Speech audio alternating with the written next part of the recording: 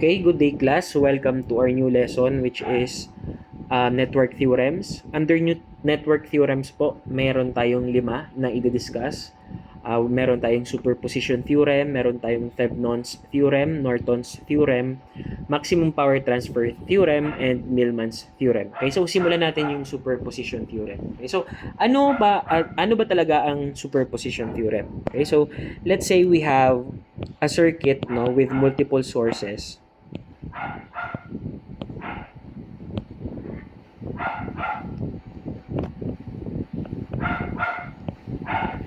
Ayan, meron tayong isang circuit and meron tayong dalawang sources. Meron tayong voltage source and meron tayong current source.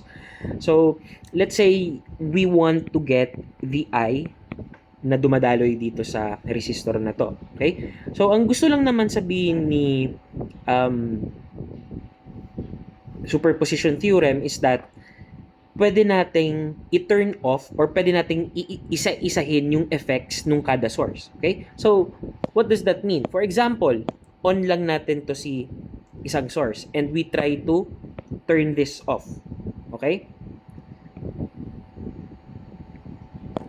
So, kapag tinurn off natin yan, may makakuha ka pa rin current dito. Let's say this is I1. Okay? And inaral natin, alam naman natin yung mga network analysis natin, kung paano natin kukunin itong si I1 from our previous lessons. So, pag kinuha natin daw yan, si I1, then kinuha din natin yung isa pa. Oops.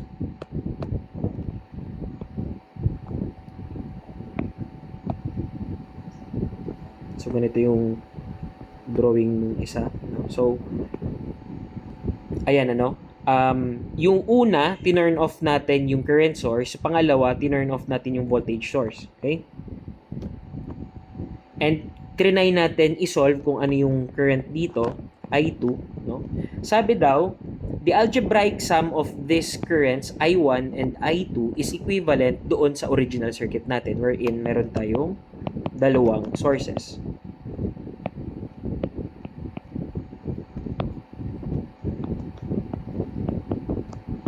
Ayan. Okay? So, itong I na to, yung total na I, is the sum of the contributions of the currents contributed una by this voltage source and pangalawa by this current source. Okay? So, ito yung aaralin natin kung paano natin ginagawa yung superposition theorem. Okay? So, ayan. Let's start. So, general notes.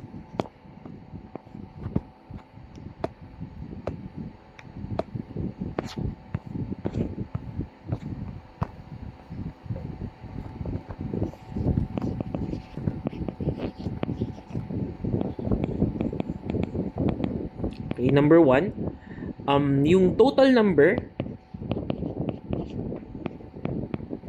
of independent sources, dito po nakadepende kung ilang beses tayo mag-a-analyze ng superposition kasi, well, of course, i-turn on natin kada independent source one by one. Okay? So, kung meron tayong multiple for example, dito 'di ba dalawa lang. Kaya ang ginawa natin is dalawang scenario. This is the first, this is the second. Kung nagkataon na mas marami yung ating sources, edi uulitin pa natin ng kung ilang beses pa, So kung kunwari tatlo yung ating independent sources, tatlong beses tayo mag-a-analyze and so on and so forth. Okay? So that's the number 1. The total number of independent sources will determine the number of times the network will be analyzed. Okay? So, general note number 2, yung independent sources natin are replaced by their internal resistances. Independent sources are replaced with their internal resistances.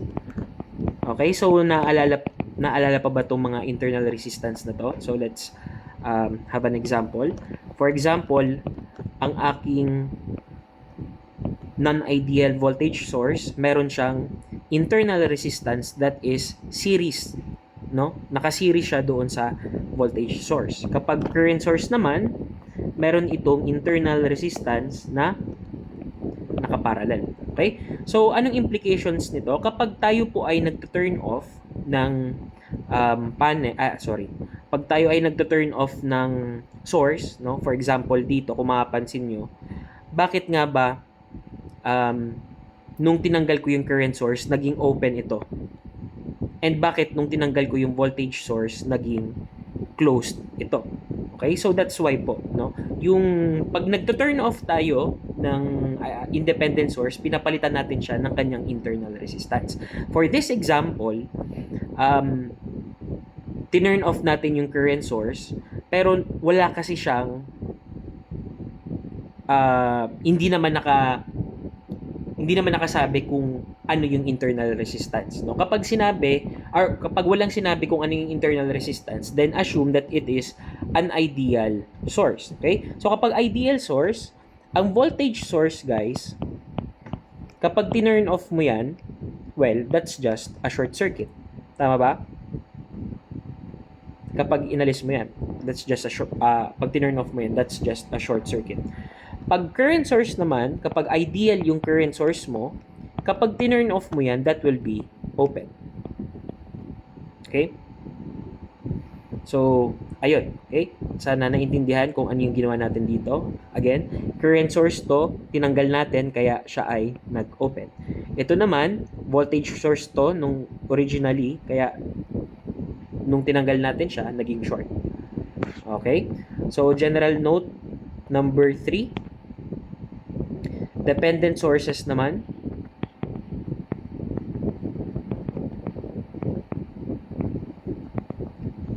are untouched. Hindi po natin gagalawin yan. Okay? So, labas na sa usapan yung dependent sources. Okay? So, gawa po tayo ng example.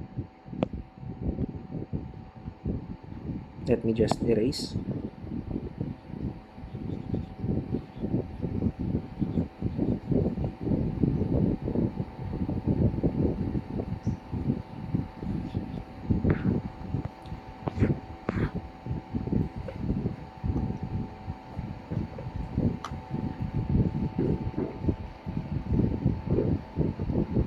Okay.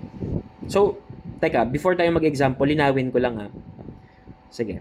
For the number 2, for the independent sources. Gawan ko kayo ng diagram para hindi na kayo malito.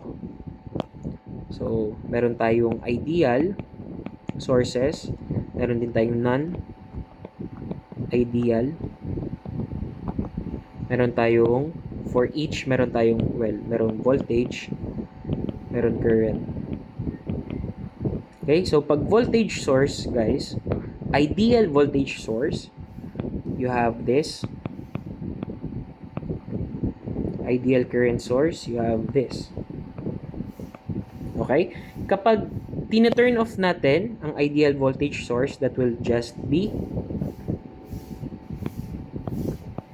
a short circuit. Dito naman,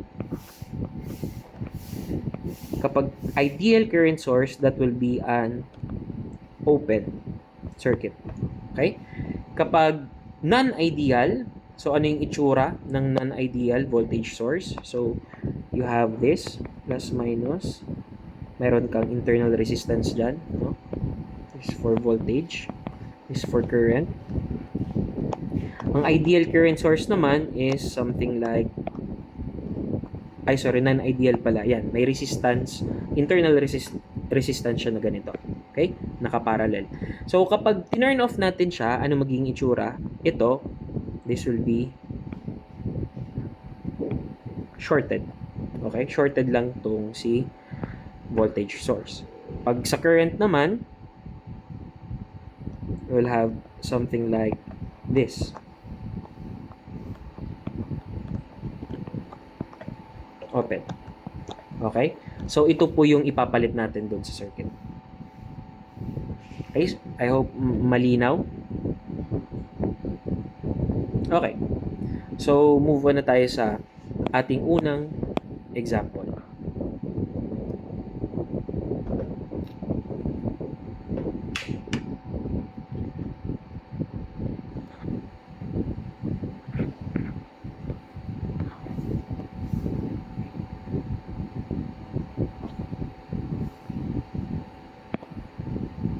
dito na lang para madaming space.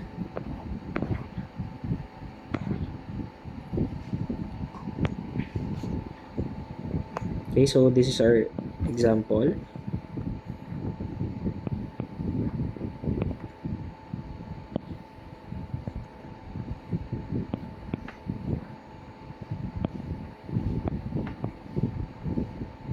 Five ohms, 14, 6,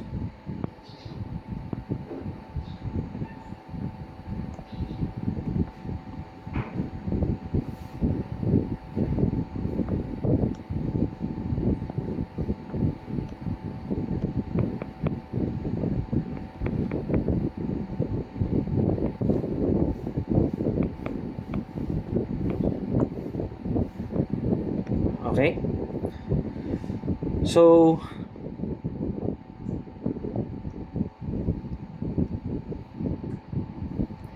So, ayan. Okay? So, unang step is to determine, sorry, hindi ko pala nalagay yung 0.8 amps. Okay? So, ang first step po dito is to determine kung ilan yung ating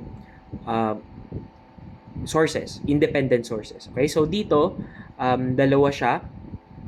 Okay? So, ibig sabihin, dalawang beses natin uulitin yung pag-analyze dito sa circuit na to. Okay? So, step number 2 is to replace all but one independent source by their internal resistance. Okay? So, yung sa number 2 na pinakita ko sa inyo kanina, no? So, yun yung gagawin natin. Okay? So, gawin muna natin, since hindi naman nakalagay dito na may internal resistance, no? Or maybe ito yung internal resistance ng voltage source, no? Yung 12 ohms. Possibly, pero hindi naman nakalagay. Okay? Yung 0.8, wala rin naman nakalagay. Okay? So, paano natin gagawin yon? So, again, kapag current source, well, siya ay open lang.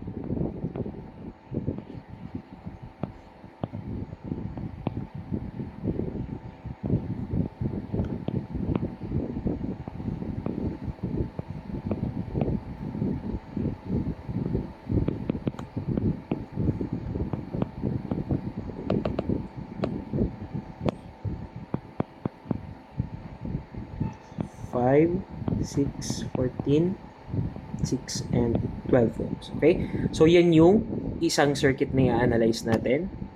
Turned off yung ating current source. So, yung pangalawa naman, i-turn off naman natin yung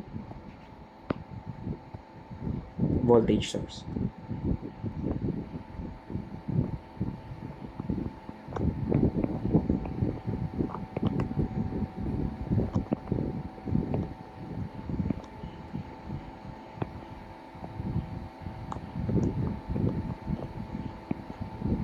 Shorted.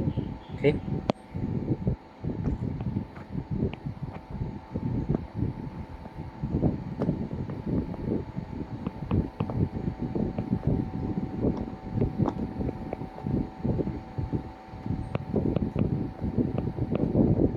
Okay, so, oops, I forgot no kung ano yung hinihingi. So, let's say, what is I at 14 ohms?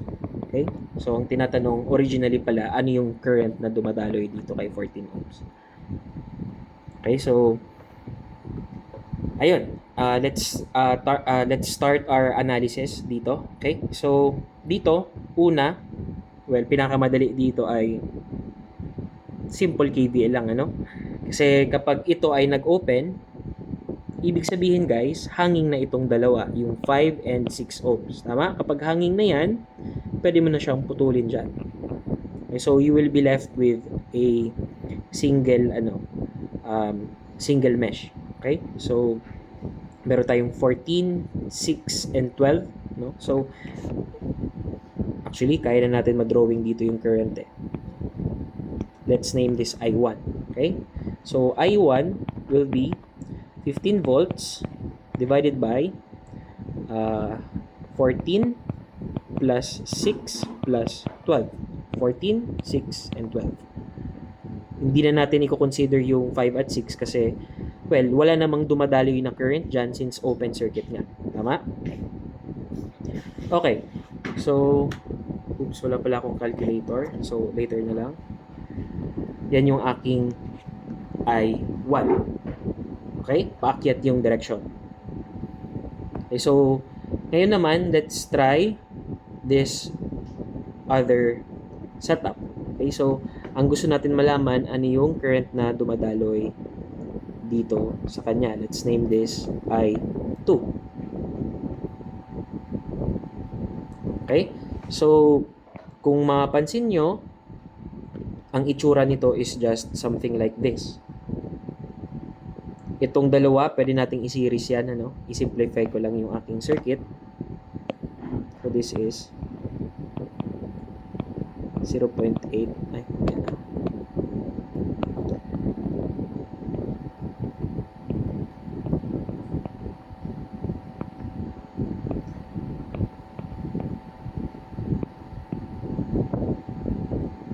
Okay? So, ang gusto natin malaman, ito, this is I2. And alam natin ito, this is 0.8 amperes. This is 5. This is 6, 14, and this is the sum of these two, 6 plus 12, that is 18. Okay? So, alam nyo naman that 0.8, nakaseries yan dito. No? So, alam nyo yung 0.8 yan na dadaloy dyan, papunta dito. Okay? So, since 0.8 ang pupunta dyan sa node na yan, mahahati yan dito, which is yung I2, and ito pang isa. Okay? Ang interested lang naman tayo is si I2. So, we can use current divider rule dito. Okay? So, I2 is just equal doon sa ating total current, which is 0.8. No? Then, since I2 yung gusto natin kunin, ang kailangan natin na numerator is si yung kabila, 18. Okay? So, this is 18 over 14 plus 18 ohms. Okay? So, our I2, teka nga, calculator,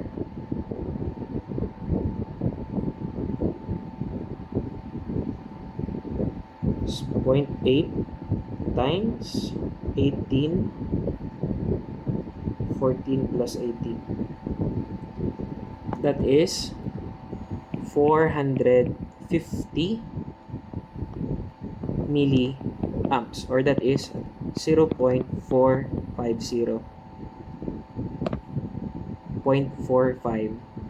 amps. Okay, that's our I2. Ang ating I1 naman ay 15 over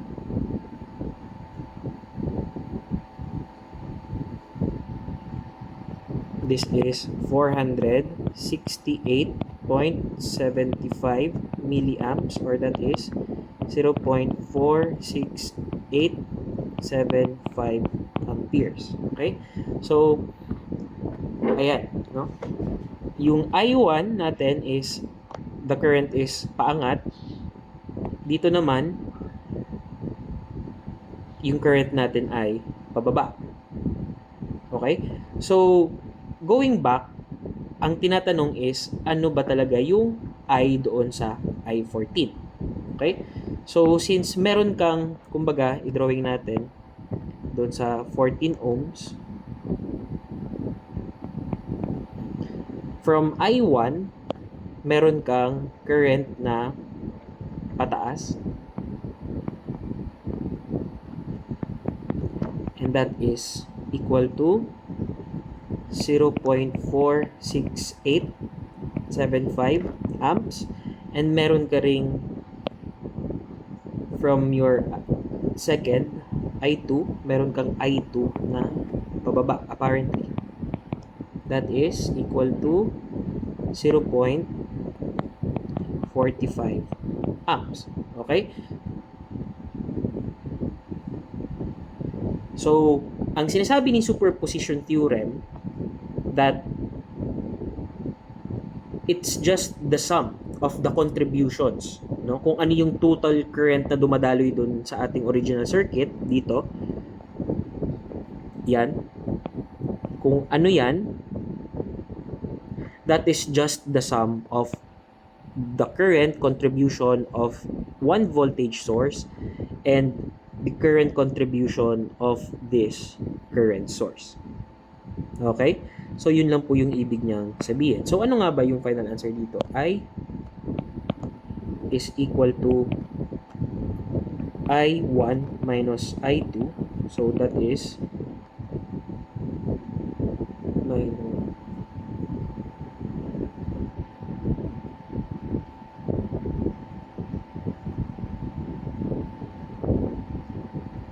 that is 18.75 milliamps. That is your I, and since mas malaki yung I na paakyat, so ang direction nito is paakyat. Okay? So kung mapansin nyo, parang ang haba kasi dalawang analysis, pero sa totoo lang, no, parang kada analysis kasi mas napasimple siya. Imbis na magma-mesh tayo, etc. No? And this comes in handy, no, kapag medyo tawag mo dito, complicated yung ating circuits pero konti lang yung ating voltage or yung ating current sources. Okay? So ano naman po yung difference ng superposition kapag meron tayong dependent source? Wala pong difference, no? For example, no, let's say example lang meron tayo ditong dagdag na current or current source, dependent current source. No, ang mangyayari all throughout our analysis, maglalagay ka dyan ng current source, dependent current source. Okay? Hindi po siya mawawala sa ating analysis. Hindi po natin siya itatouch. Okay? So, that is all for our superposition theorem. I hope naintindihan po yung lesson. Our next lesson will be on Thevenin and Norton theorem.